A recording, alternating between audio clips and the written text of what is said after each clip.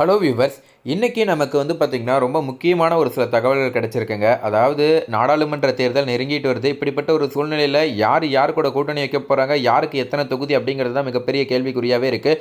அப்படி பார்த்திங்கன்னா இன்றைக்கி 10+1 தொகுதி பார்த்திங்கன்னா பாமக கேட்குறதாகவும் அதிமுக கரார் காட்டுறதா ஒரு சில தகவல்கள் வெளியாகிருக்கு. ஸோ அது மட்டும் இல்லாமல் அதிமுக தூது விட்டுருக்கிறதாகவும் அங்கே ஒரு சில பிரச்சனை போயிட்டுருக்கு. ஆனால் திமுக காங்கிரஸ் பேச்சுவார்த்தை ரொம்ப இனிப்பாக இருக்குது அப்படிங்கிற மாதிரி செல்வ பெருந்தகை ஒரு சில தகவல்கள் கொடுத்துருக்காரு. அதை பற்றியும் இன்னொரு பக்கம் பார்த்திங்கன்னா ரொம்ப முக்கியமான தகவலாக பார்க்கப்படுறது அண்ணாமலை அவர்கள் பார்த்திங்கன்னா போட்டியிட போகிறாரு அப்படிங்கிற மாதிரி ஒரு சில அரசல் புரசலான ஒரு சில தகவல்கள் வெளியாகிருக்கு. இன்னொரு பக்கம் பார்த்திங்கன்னா அன்புமணி அவர்கள் அவங்க ஒரு சில இடங்கள் கேட்குறாங்க, அந்த இடத்த இவங்க விட்டு கொடுக்க மாட்டாங்க அப்படிங்கிற மாதிரி பல பிரச்சனைகள் போயிட்டுருக்குங்க. ஸோ இதெல்லாம் சேர்த்து வச்சு ஒரு சில தகவல்கள் என்னதான் நடக்குதுங்க இங்கே, அதாவது யார் கூட கூட்டணி வைக்க போகிறாங்க அப்படிங்கிறத பற்றி தான் இந்த வீடியோ நம்ம முழுசாக பார்த்து தெரிஞ்சுக்க போகிறோம். ஸோ அதுக்கு முன்னாடி நம்ம சேனலை சப்ஸ்கிரைப் பண்ணலன்னா மறக்காமல் சப்ஸ்கிரைப் பண்ணிக்கோங்க. அப்படி அந்த பெல் பட்டனையும் ப்ரெஸ் பண்ணிக்கோங்க. வாங்க வீடியோக்குள்ளே போகலாம். ஸோ அதிமுக பாமக இடையே தொகுதி பங்கீட்டு பேச்சுவார்த்தை இப்போது நடந்து வந்துட்டு இருக்குங்க. ரொம்ப பரபரப்பாக பேசப்பட்டு வருது அப்படின்னே சொல்லலாங்க. ஸோ இழுப்பறி நீடிப்பதற்கு என்ன காரணம் அப்படிங்கிற மாதிரி தகவல் தான் இப்போ வெளியாயிருக்கு. நாடாளுமன்ற தேர்தல் தேதி இந்த வாரத்தில் அறிவிக்கப்படும் என எதிர்பார்க்கப்பட்டு வரும் நிலையில் அதிமுக திமுக மும்முரமாக இப்போ பார்த்தீங்கன்னா எப்படி கூட்டணி வைக்கலாம் அப்படிங்கிற பேச்சுவார்த்தை நடத்திட்டு வராங்க. அந்த வகையில் திமுக கூட்டணியில் காங்கிரஸ், விடுதலை சிறுத்தைகள், கொங்கு மக்கள் தேசிய கட்சி, மனிதநேய மக்கள் கட்சி, மதிமுக, இந்தியன் யூனியன் முஸ்லீம் லீக் கட்சி, கம்யூனிஸ்ட், மார்க்சிஸ்ட் உள்ளிட்ட கட்சிகள் பேச்சுவார்த்தை தற்போது நடத்தி வராங்க. இவர்களில் கோமா, தேகா, இந்திய முஸ்லீம் லீக் கட்சி, மார்க்சிஸ்ட், கம்யூனிஸ்ட் உள்ளிட்ட கட்சிகளுக்கு எந்த தொகுதிகள் என்பது, எத்தனை தொகுதிகள் என்பதும் ஒதுக்கீடு செய்யப்பட்டுள்ளன. இதில் மதிமுகவை பொறுத்தமட்டில் ஒரு ராஜ்யசபா, ஒரு லோக்சபா தொகுதிகளை கேட்கிறது. ஸோ ஆனால் உதயசூரிய சின்னம் தான் அப்படிங்கிற மாதிரி சொல்லியிருக்காங்க. ஸோ அவை கிடைக்கும் பட்சத்தில், அதாவது அவங்க கேட்குற தொகுதிகள் கிடைக்கும் பட்சத்தில் உதயசூரியன் சின்னத்தில் போட்டியிட மாட்டோம் என மதிமுக தற்போது மறுத்து வராங்க. பம்பரம் சின்னம் தொடர்பாக தேர்தல் ஆணையத்தையும் மதிமுக அணுகியிருக்கு. ஸோ அதே போல் காங்கிரஸும் விசிகாவும் அதிக தொகுதிகளை கேட்பதால் இப்போது பார்த்திங்கன்னா இழுப்பறியாக இருக்குது அப்படின்னே சொல்லலாம். இந்த நிலையில் பாஜகவை எடுத்துக்கொண்டால் தற்போதைக்கு ஜி.கே. வாசனின் தமிழ் மாநில காங்கிரஸ், ஜான் பாண்டியனின் தமிழக மக்கள் முன்னேற்ற கட்சி, ஏசி சண்முகத்தின் புதிய நீதி கட்சி உள்ளிட்டவை இணைந்துள்ளது. அதிமுக கூட்டணியில் பூவை ஜெகன்மூர்த்தியின் புரட்சி பாரதம் இணைந்துள்ளது. ஸோ அதிமுக கூட்டணியில் பாமகவிடமும் தேமுதிகவிடமும் இப்போதைக்கு பேச்சுவார்த்தை நடத்திட்டு இருக்காங்க. ஸோ அதாவது இந்த கூட்டணி தொடர்பாக தைலாபுரம் தோட்டத்தில் இருமுறை ராமதாஸை முன்னாள் அமைச்சர் சி.வி. சண்முகம் சந்தித்து பேச்சுவார்த்தை நடத்தியதாக தகவல்கள் வெளியாகியுள்ளது. இந்த நிலையில் மீண்டும் அக்கட்சிகளிடையே பேச்சுவார்த்தை நடந்து வருகிறது. நாடாளுமன்ற தேர்தலில் 10 தொகுதிகளை ஒதுக்குமாறு பாமக கேட்கிறது. ஆனால் அதிமுகவோ 8 தொகுதிகள் வரை ஒதுக்கக்கூடும் என தெரிகிறது. அதேபோல் பாமக ஒரு ராஜ்யசபா சீட்டையும் கேட்டு வருகிறது. ஆனால் அதிமுக இந்த முறை யாருக்கும் ராஜ்யசபா சீட் கொடுக்க போவதில்லை என்பதில் உறுதியாக இருப்பதாக தெரிகிறது. தற்போது அதிமுகவுக்கு 62 எம்எல்ஏக்கள் இருப்பதால் 34 எம்எல்ஏக்களுக்கு ஒரு ராஜ்யசபா எம்பி என்ற வீதம் அக்கட்சிக்கு கிடைப்பதே ஒன்றுதான் இருக்கும். அதை மற்ற கட்சிக்கு விட்டுக் கொடுப்பது இயலாது என்பதால் ராஜ்யசபா சீட்டை ஒதுக்க மறுப்பதாக தகவல்கள் வெளியாகியுள்ளது. எனவே ராஜ்யசபா சீட்டை மறுத்துவிட்டு அதிமுக கொடுக்கும் 8 தொகுதிகளை ஏற்றால் அதிமுக பாமக இடையே பேச்சுவார்த்தை சுமூகமாக முடியும் என தெரிகிறது. அதிமுக கூட்டணியில் தற்போதைக்கு பெரிய கட்சி என யாரும் இல்லை. எனவே பாமகவை எப்படியாவது இணைத்து கொண்டால்தான் இந்த முறை அதிமுக ஓஹோ என இல்லாவிட்டாலும் ஓரளவுக்காவது வெற்றி பெறும். சமயோஜிதமாக அதிமுக செயல்படுமா என்பதை பொறுத்திருந்துதான் நாம் பார்க்க வேண்டும். மேலும் ராஜ்யசபா சீட் பாமகவுக்கு கிடைக்காத பட்சத்தில் அன்புமணி ராமதாஸ் மக்களவைத் தேர்தலில் போட்டியிடுவார் என எதிர்பார்க்கப்படுகிறது. அப்படி அவர் போட்டியிட்டால் தருமபுரி அல்லது வட தமிழகத்தில் ஒரு தொகுதியில் போட்டியிடக்கூடும் என்றும் தெரிகிறது. ஸோ அதே போல் பார்த்திங்கன்னா கடந்த 2019ஆம் ஆண்டு நடந்த நாடாளுமன்ற தேர்தலில் அதிமுகவுடன் கூட்டணியில் இணைந்த பாமக 7 தொகுதிகளில் போட்டியிட்டது. அன்ற 7 தொகுதிகளிலும் வெல்லவில்லை. இந்த முறையாவது போட்டியிடும் தொகுதிகளில் பாமக வெல்லுமா என்ற எதிர்பார்ப்பு தொண்டர்களிடம் உள்ளது.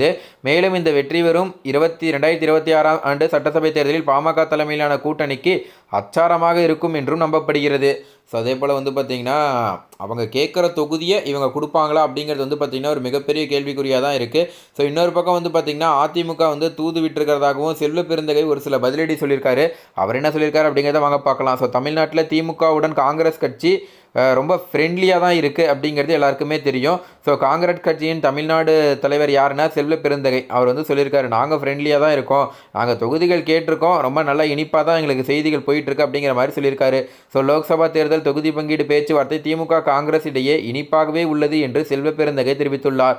லோக்சபா தேர்தல் தேதி அறிவிக்கப்படும் முன்பே அரசியல் களம் அனலடிக்கிறது என்று தான் சொல்ல வேண்டும். தமிழ்நாட்டில் கூட்டணி பேச்சுவார்த்தைகள் சூடுபிடித்திருக்கு. திமுக கூட்டணி வலிமையான கூட்டணி என்று சொன்னாலும் கூட்டணி கட்சிகள் கேட்கும் இடங்களை தருவதற்கு திமுக தயாராக இல்லை. கடந்த லோக்சபா தேர்தலின் போது காங்கிரஸ் போட்டியிட்டு வெற்றி பெற்ற இடங்களை கூட தரக்கூடாது என்று திமுக நிர்வாகிகள் போர்க்கொடி உயர்த்தி வருகின்றனர். குறிப்பாக விருதுநகர், சிவகங்கை, கரூர் போன்ற தொகுதிகளை மீண்டும் காங்கிரஸ் கட்சிக்கு தரக்கூடாது என்று திமுக நிர்வாகிகள் வெளிப்படையாகவே கூறி வருகின்றனர்.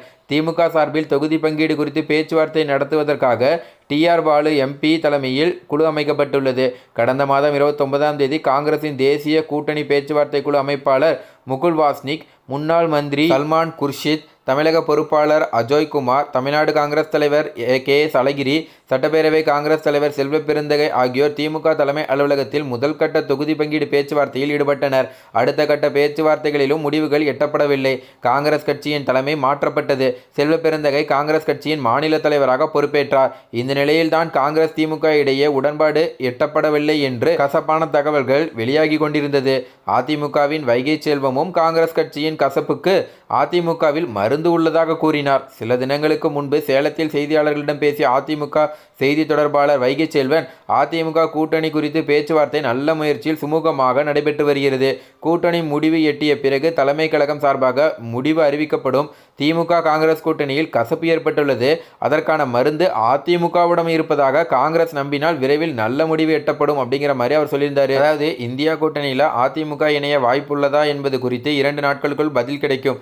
அதிமுகவின் முக்கிய நல்ல அறிவிப்புகளை அதிமுக பொதுச் செயலாளர் அறிவிப்பார். நாடாளுமன்ற தேர்தல் குறித்து மிகப்பெரிய யூகங்களையும் அமைப்பதற்கான திட்டங்கள் தீட்டப்பட்டு வருகிறது என்றும் கூறினார்.